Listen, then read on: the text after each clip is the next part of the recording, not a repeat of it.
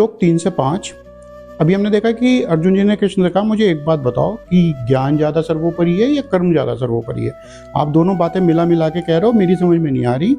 मुझे तो बहुत सिंपली ये बताओ करना क्या है, ज्ञान को ज़्यादा मानना है कि कर्म को ज़्यादा मानना है। तो कृष्ण जी इसका जवाब देते हुए कहते हैं कि मेरे द्वारा दो निष्ठाएं पहले कही गई हैं। निष्ठा मतलब किसी भी कार्य को संपूर्ण करने की सबसे मैच्योर्ड स्टेट, सबसे परिपक्व अवस्था, पराकाष्ठा।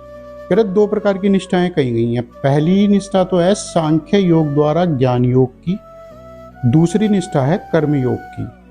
अब दोनों ही प्रकार से भी किसी कार्य को संपन्न किया जा सकता है, लेकिन किसी भी काल में आप बिना कर्म किए हुए नहीं रह सकते हो। तो वो आगे ये कहते हैं मनुष्य ना तो कर्म का आरंभ किए बिना निष्कर्मकता को यानी योग निष्ठा को प्राप्त करता है, और ना ही कर्मों को त्याग कर देने से ही सांख्य निष्ठा की प्राप्ति हो जाती है। मतलब ऐसा नहीं है कि ज्ञान मिल गया तो कर्म ना करूं, या कर्म कर रहा हूं तो फिर ज्ञान की आवश्यकता नहीं है। किसी भी काल में कोई भी मनुष्य बिना कर्म किए रह ही नहीं सकता, क्योंकि प्रकृति द्वारा जो हमें जीवन दिया गया है, प्रकृति द्वारा जो जो रूप हमें दिया गया है, वो बिना किसी कर्म के आगे चल ही नहीं सकता। ये तो हम रह ही नहीं सकते। देखते हैं आगे क्या बताते हैं वो।